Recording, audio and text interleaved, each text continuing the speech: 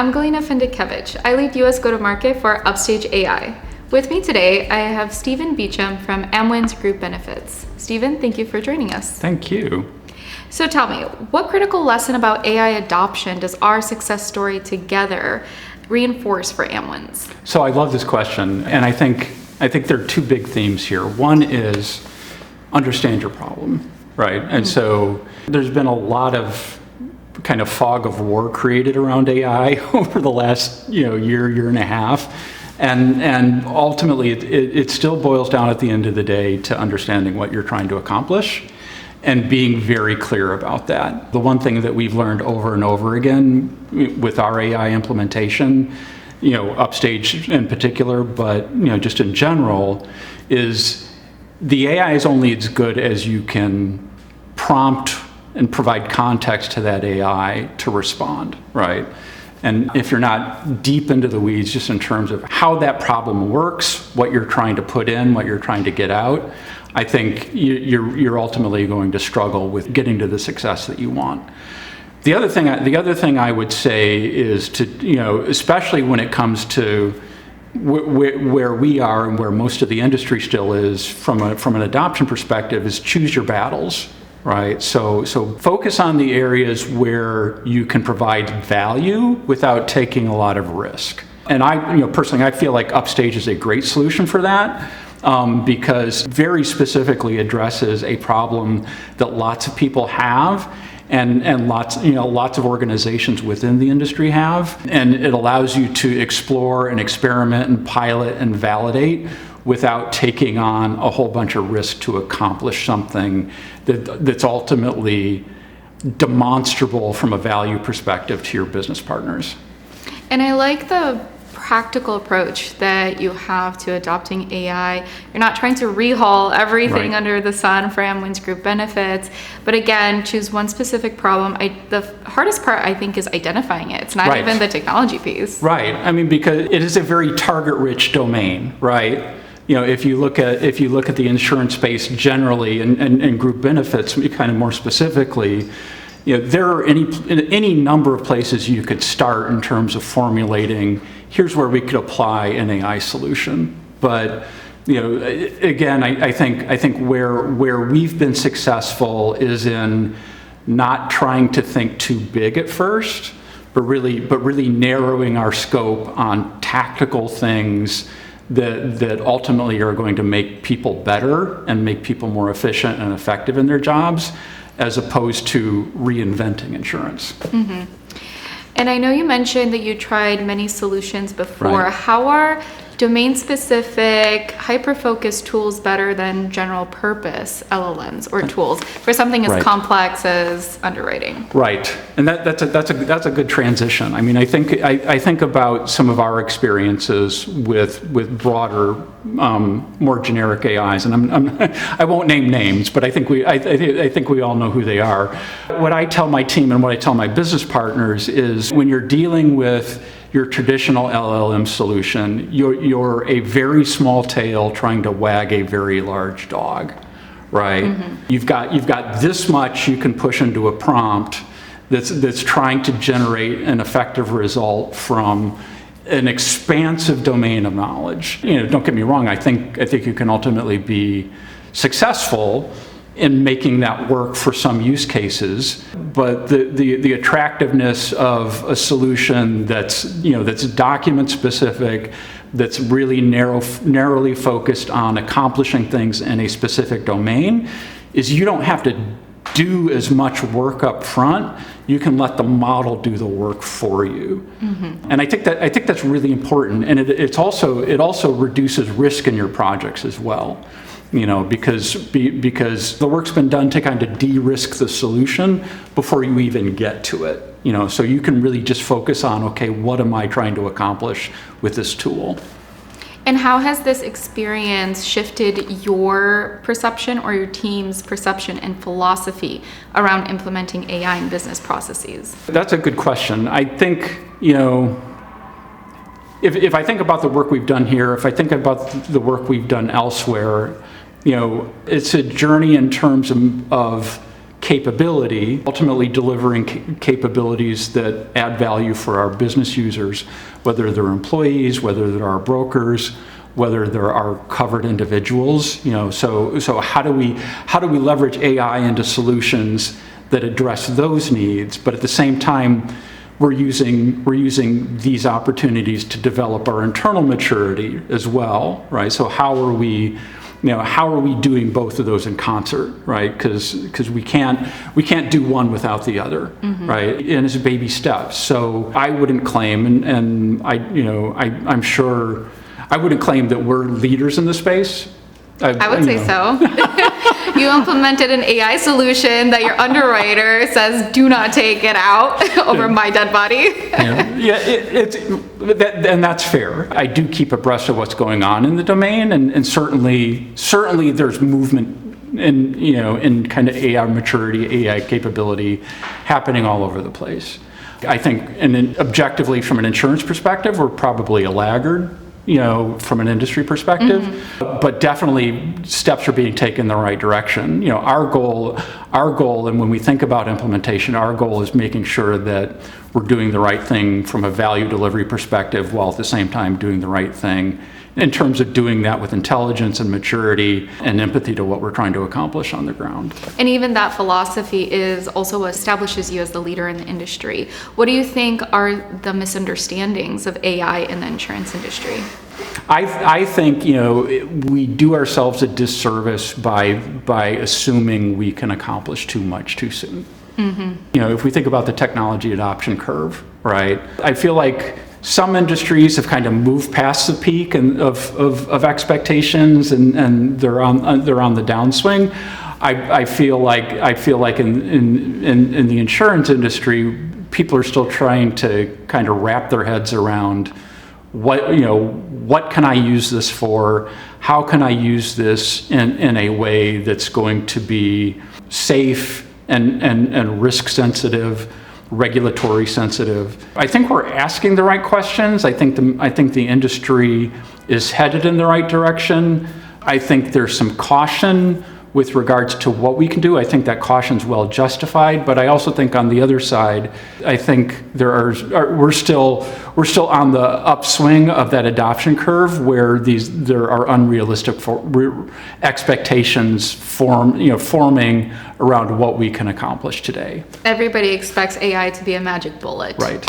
And although there is a certain wow factor, especially with what ChatGPT can do, it doesn't wow you where it matters most, which is in these complex industries. Right. So what are some other use cases that AI can be applied, if you can give your peers some ideas? So speaking from a group benefits perspective, I would say right now, if we think, if I put my Amwins group benefits hat on, we are all about distribution. Right. So sales, underwriting, benefit consulting, those are really the domains we live in. I think there are a couple things going on that are really interesting that we're leaning into right now. If we think about underwriting, one of the areas that we are planning on piloting, it's on our roadmap for next year, is this idea of straight-through processing for certain classes of health insurance quote requests that come through. So again, keeping the scope narrow and controlled so that we can be confident in the results we deliver, but ultimately building a foundation to start to expand from. That's a number of different flavors of AI, right? So it's document extraction, like information extraction, like Upstage. It's reasoning, so we can figure out if we see these plans coming in the door, what plans do we want to match to that kind of stuff. So getting all of that right, there's a lot of work there. I think that's ultimately a solution we will get to. It's interesting, we had it on the roadmap last year, but we had to step away from it because just the capabilities just weren't there yet. I feel like 2026 we're going to be really close with the set of capabilities required to deliver that. The other area that's really interesting to me right now is distribution, and specifically if we talk about not just medical insurance but ancillary products. So as an employee, you've got short-term disability, you've got long-term disability, maybe you have pet insurance. maybe you have legal coverage, all of that package of benefits that comes with your medical plan. There is so much complexity in that space right now because, what that looks like on a day-to-day basis for an ancillary specialist is they get a request and a census, so far we've checked the box, but then the model today is I take that census, I chop it up, I send it out to 7 or 8 different carriers. They respond via email, and then we've got to go through this exercise of taking their proposal documents, their PDFs, and transforming that, each of which is formatted differently by carrier, and transforming that into a meaningful and coherent presentation that I can then hand to a broker and say, hey, this is what you're going to sell to Joe's Tire Shop, right? So that's a massive opportunity, and again, I think that's an area where we're at a tipping point with that. I think we're definitely within kind of the next 6 to 12 months of being able to deliver that entire workflow, automate it on both ends for the carrier and for the ancillary consultant, and really make that a much more effective and efficient process. That's incredible, and a big piece of work. Yeah. It almost sounds like you're doing some design thinking here. So I'd love for you to share a bit more about how do you map everything out, the workflow, the pieces, who touches what, and where you think AI is the most beneficial and where you let humans do what humans do best with their judgment. So you mentioned design thinking, and I'm a big advocate for design thinking, and it comes down to we leverage a tactic from design thinking you're familiar with, of course, journey mapping, right? We try to understand everything that's going on from the journey perspective of the user, whether it's one of our underwriters, whether it's a broker out in the field who's trying to get a quote for a small business. So we start with the journey map just in terms of understanding what are the systems they're interacting with? What are the challenges they're seeing? What's their overall experience, positive or negative, with those tools, and why? And then we build backward from there. So what can't we solve today? Let's pin that on the pin board for us to look at last year. The example of that is this document extraction problem we've been talking about. We have known about that problem for 4 or 5 years now, and like I said, only now are at the point with that where we were confident enough in the solution to solve that problem. So a lot of it is just understanding the journey, understanding where the friction points are, and then just kind of being disciplined about working through and tackling those friction points one by one. So speaking AI capabilities, right. Popular to contrary belief, we're still very early in the AI journey. Absolutely. And some capabilities just aren't possible, and that's okay, but folks have to realize that we are early. And you mentioned, for example, that you pinned extraction for a while until right. the solution came to market. Right. Right. I feel like that's the right exercise. I mean, if we think about just pick any technology that has emerged over the last 20, 30 years. There are points in time where for the biggest majority of users, that's just an interesting capability, right? But over time, as those mature, you get to a point with them where they are relevant and important to what you're trying to accomplish. I very much feel like we're with that. I feel like we're very much in that same scenario with AI. I mean, AI is absolutely killing it in some scenarios already. You look at coding, right? Mm-hmm. Things, domains where you can put in specific, very specific inputs, get very specific outputs. Information extraction, another good example. But if we think about overall maturity and what we're trying to accomplish, we try to take a very disciplined approach to understanding what's realistic to achieve today, given the capabilities we have, and then for the rest of it, let's just put that in the parking lot and constantly reevaluate.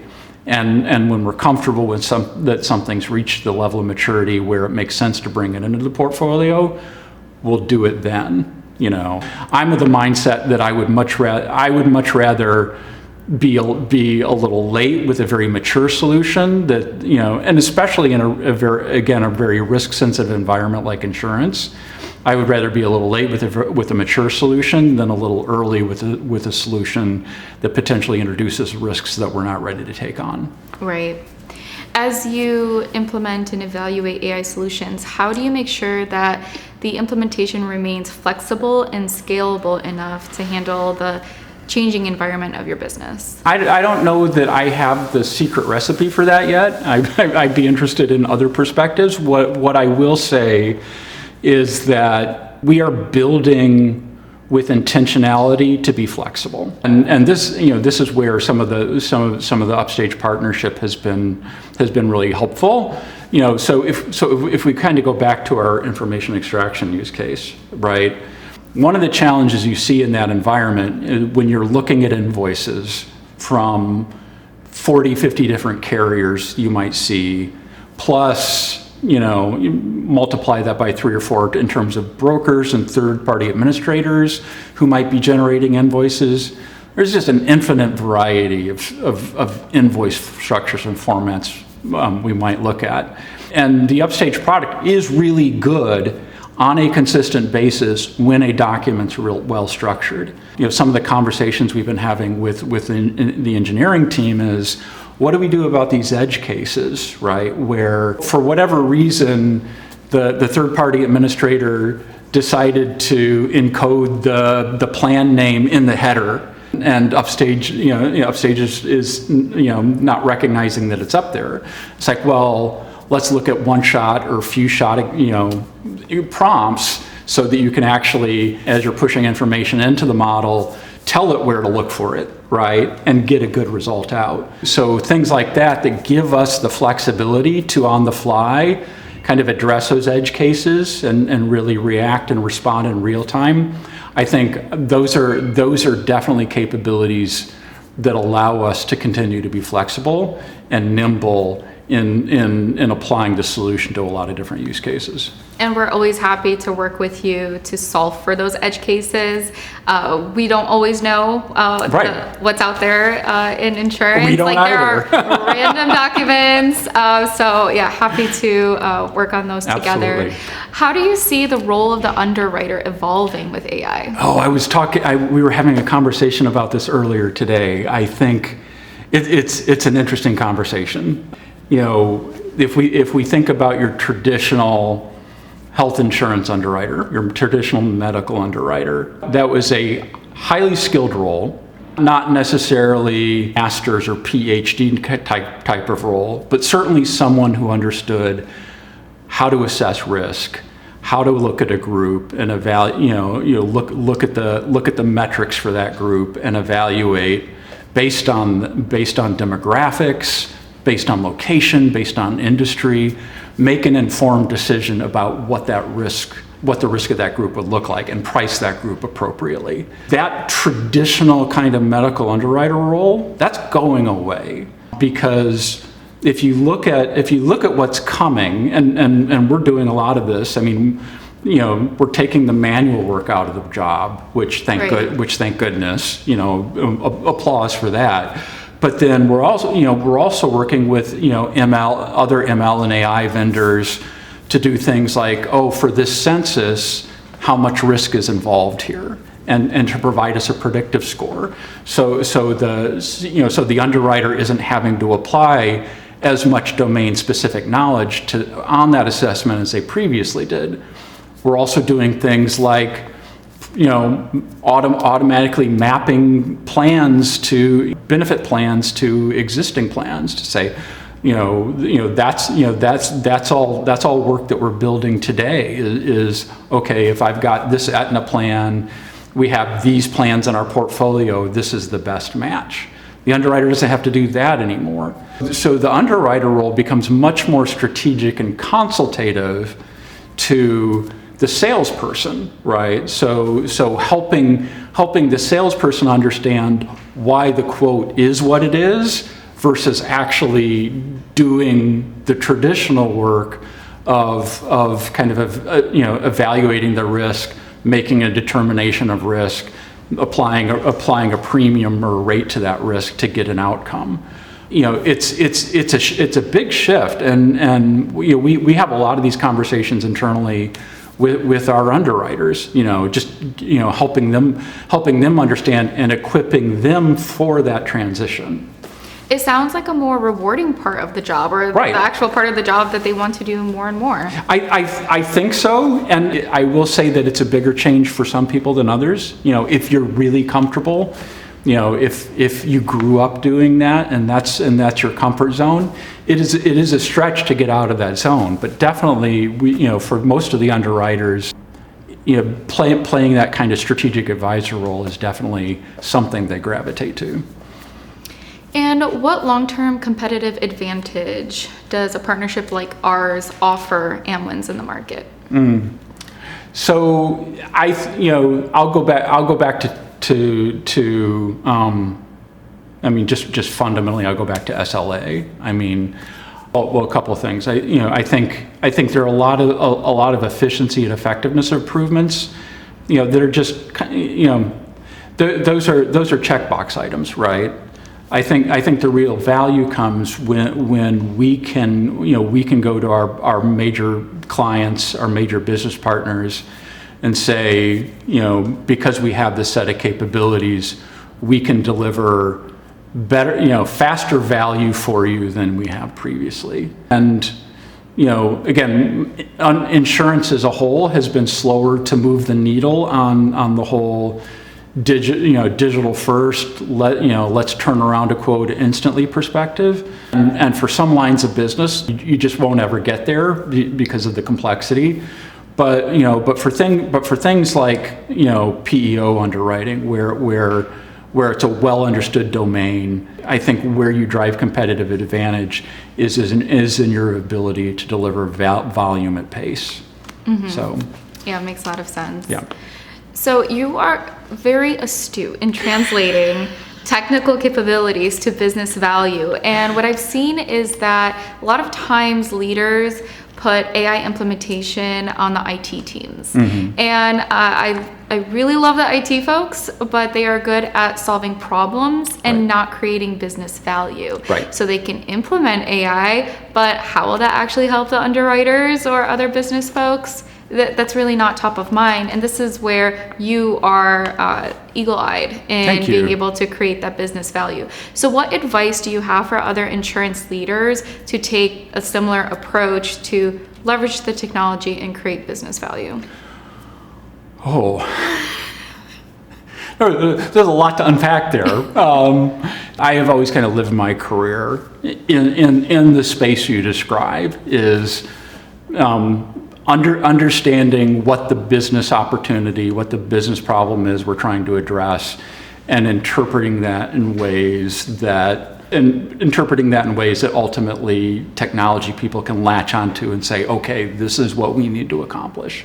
And it's an important role. And I think, and to your point, I think especially now with this rapid acceleration towards the adoption of AI, having those people who can be the glue, who can interpret and understand, okay, this is what we're trying to accomplish in this component of the underwriting workflow.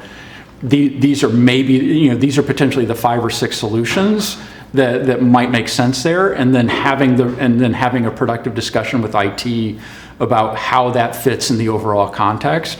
I think that role is very important. And I think I would definitely encourage, if I think about the business leaders that I work with, I'm definitely encouraging them, not just to play with Copilot. Right. I think we spend too much time focused on, go play with Copilot or go play with ChatGPT. But actually, actually spend some time in an AI prompt engineering class, or spend a half day in an agent development primer. Just even if it's kind of going above your head, just to get a better sense of what's going on under the hood. The biggest problem we have, and it's not just an AI problem, but the biggest challenge we have, I think, in the industry is talking past each other. Yep. You know, business people and technology people talking past each other. And it's important to find those moments where, when we feel like that's happening, just to press pause and say, okay, this is what I'm hearing. Is this, you know, are we all understanding this the same way? Do we have a shared understanding of what we're trying to accomplish? I always say AI adoption is not a tech problem, it's a people not. problem. It is not. It's organizational behavioral psychology. Absolutely. As you mentioned, rethinking the workflows, mapping it out, where does it make sense? Right. And that takes a lot of stakeholder buy-in across different departments, from tech to the business. There's a lot of fear and hype that you have to get over as well. Do that education, learning Right. and development. So the job is not, the implementation is honestly the easiest part. It is, right? And that's so funny you bring that up, because I say that to people a lot. It's actually building the solutions, the easy part of this, Yes. right? It's everything that you listed that goes around it. It's a huge change management exercise. And I think the more people kind of wrap their heads around that, I think the more effective they will be. The one thing I would add, you know, especially for organizations just starting down this path, and I mentioned it at the top of the discussion, is choose your battles, right? Focus on, you know, if you're just getting started, focus on the quick wins where you can demonstrate some value in a very low risk fashion. Document data extraction is a perfect example of that. You know, don't try to swallow the whale, but you know, you win at this small scale that gets you permission to move up the value chain and tackle the next problem and tackle the next problem. You know, so be very tactical, be very focused. Make sure you can tell good stories about the value you're building. Right, one bite at a time. And we're happy to be thinking partners as well. This is where we marry our AI research and the capabilities that we create and have the conversations of, okay, right, what do you want to fix in your processes? And let's find the common points. Absolutely. To actually make it work. Yeah. All right, thank you, Steven, for your time. Absolutely, this was fun. Great chat. Thank you. Yeah.